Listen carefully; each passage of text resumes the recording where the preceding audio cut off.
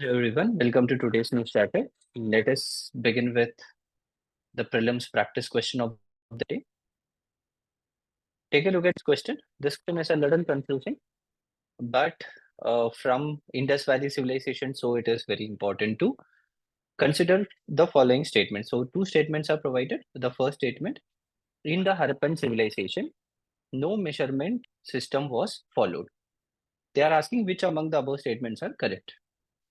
So measurement system was there. There were a lot of fossil records. There were a lot of artifacts which were found out, in which clear-cut instruments for measuring was already present, and the bricks they used, those bricks had perfect measurements. So this clearly shows that they had measurements and they were using it. So the first statement is incorrect. The second statement, the influential men of Harappan civilization marked out the boundaries of the land. This statement is correct because there were clear-cut boundary demarcation, and in most of the cities they had a citadel and a lower town, and the citadel had higher elevation than the lower town, and they had clear-cut demarcation. It is identified that the citadel was occupied by the higher section of the society or the richer section of the society. So this statement becomes correct. So the option for this is B2 only. Let us start with the first topic of the day, FAME 2. Why is it very important? FAME scheme has been there since long time, but for this year it is more important because in March 31, 2024, the scheme's timeline is going to end.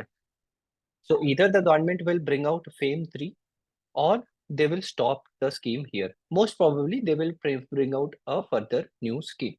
So we need to know about it very clearly. FAME is faster adaptation and manufacturing for electric vehicle. It also includes hybrid vehicles. Very important. And the current deadline for this is March 31, 2024. Budget allocation for this is 10,000 crore. Budget allocation is not important. However, the basic details are very important. The government earlier had higher estimation for this scheme, but recently it has reduced it. The FAME 2 subsidy for electric two-wheelers was reduced. Initially, it was 40% incentive on its factory price, and now it was cut down to 15%. This shows that the government is not giving enough subsidies at present. Earlier, whoever wants to get an electric vehicle, they will get 40% subsidy. Now it is only 50%, 15% subsidy, which shows that around 25% has been reduced. FAME India is a part of National Electric Mobility Mission Plan. This is the bigger plan, and FAME India is one part of this plan. What is the major objective of this plan? To encourage the adoption of electric vehicle and hybrid vehicle also. So this I have told in the beginning that we have both electric as well as hybrid vehicles. Hybrid means the vehicles which will run on electricity as well as petrol or diesel. The Ministry of Heavy Industries is launching it. So for prelims point of view, this particular point is very important. This phase mainly focuses on supporting the electrification of public and shared transportation. This is why you can see in several bigger cities like Delhi, Mumbai, Bangalore, etc.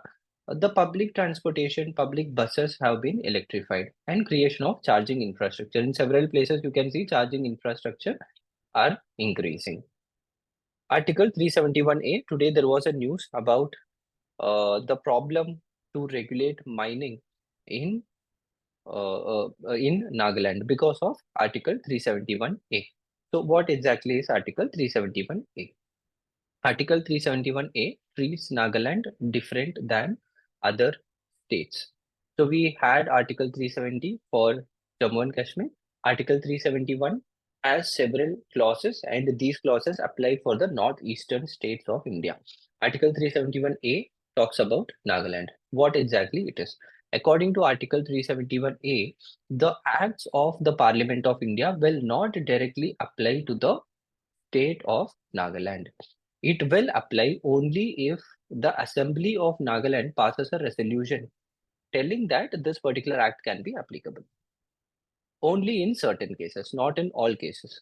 In these specific cases. First one, when it talks about religion and the social practices of Nagas, when it talks about customary law and procedure, when it talks about civil and criminal justice, and when it talks about transfer of land and resources. When the central government makes any law which will have any impact on these four given dimensions, that is Naga customary law and social practices, and the religious practices, and civil and criminal justice, transfer of land. In these cases, they will refer it to the State Assembly of Nagaland. The State Assembly will consider it and pass a resolution whether it should be adapted or not. So this is a power given to Nagaland because of its tribal nature, because of its difference from any other states of India. It was not there in the initial constitution, the original constitution. It was added according to 13th Amendment Act of 1962. Very important point. Apart from the state assembly, the governor also has some extra powers. The governor will have some special responsibility in which he will be maintaining the law and order of the state. He has certain special responsibility to maintain the law and order of the state, and whenever he feel at any point of time, if he feels that at present the situation in Nagaland is good and we do not need this special responsibility, that can be removed. So if the governor tells that at this point we do not need this provision, it can be removed. Apart from that, there will be a separate regional council only for Tuensang district, because Tuensang district has a different demography than the entire other districts of the state. So Tuensang district will have a regional council in which 35 members will be there, and they will act as the local governance body. So these are all the points you need to know. Pancheshwar multi-purpose project was in news. What exactly is this multi-purpose project? From geography point of view, very important. These kind of questions can be asked very easily in prelims. You already know the river system of the country is very important, especially those rivers that come from China, that comes from Bhutan, or that is near India-Myanmar border. These rivers are very important. Several times they have asked such questions. So you need to know about Pancheshwar multi-purpose project. You see, if you see the map of Ghagra, there are two rivers that come from Nepal. One to the left is Kali River. It is also called as Sarda River. And then to the right, you have Karnali River. Sarda, Kali, Mahakali, all these three are same rivers. Do not get confused. Kali River that comes from Nepal. Kali River actually marks the boundary of India and Nepal. The western boundary of India and Nepal is marked by Kali River. It is also called as Mahakali River. It is also called as Sarda River. In India, it is called as Sarda River. So this Kali River joins with Karnali River and gives rise to the Ghagra River. So this point is very important. Now this project, the Pancheshwar multi-purpose project, is going to be built in this Kali River. It is going to be one of the biggest dams in the entire world.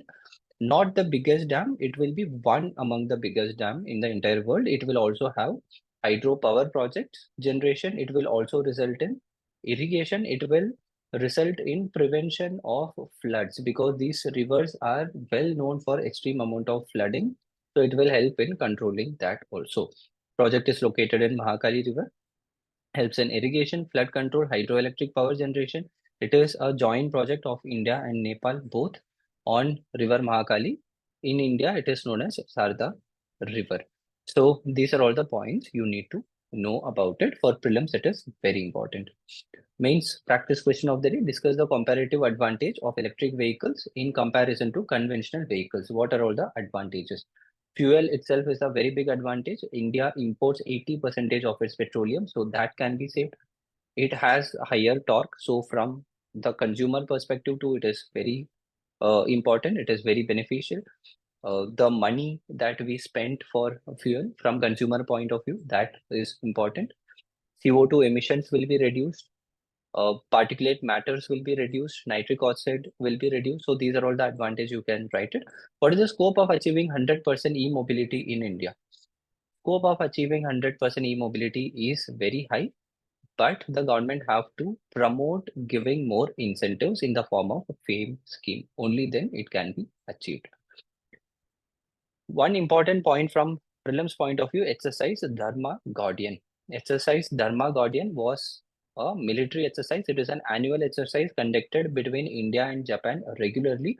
1 year it will be conducted in India, the next year it will be conducted in Japan. So you need to know about it very well. Dharma Guardian is India Japan military exercise, Indian Army and Japanese Ground Self-Defense Force. These both are engaged in this. So in this year, in 2024, it happened in Mahajan Field Firing Range in Rajasthan. It is an annual exercise conducted alternatively in India and Japan. What is the aim of the exercise? For cooperation and coordination between both the armies. Coming to the mains pointer of the day. Research and development is a very important topic in GS2 because human resource development is mentioned in the syllabus. So we can get questions about research and development expenditure in India. India is not providing good amount of expenditure when it comes to research and development. Actually, in the recent time, the proportion of expenditure for research and development has declined. Earlier, it was 0.8 percentage of GDP in 2008 and 9. In the recent times, if you take 2023, it was just 0.64 percentage of GDP. Instead of increasing it, we have actually reduced it. Globally, if you see, the developed countries or countries which are in the higher end of developing nations, their expenditure is around 2% of GDP. So this much is required for India, especially when India is trying to become a scientific superpower. So that will be all for today. All the best. Study well. Let's meet tomorrow.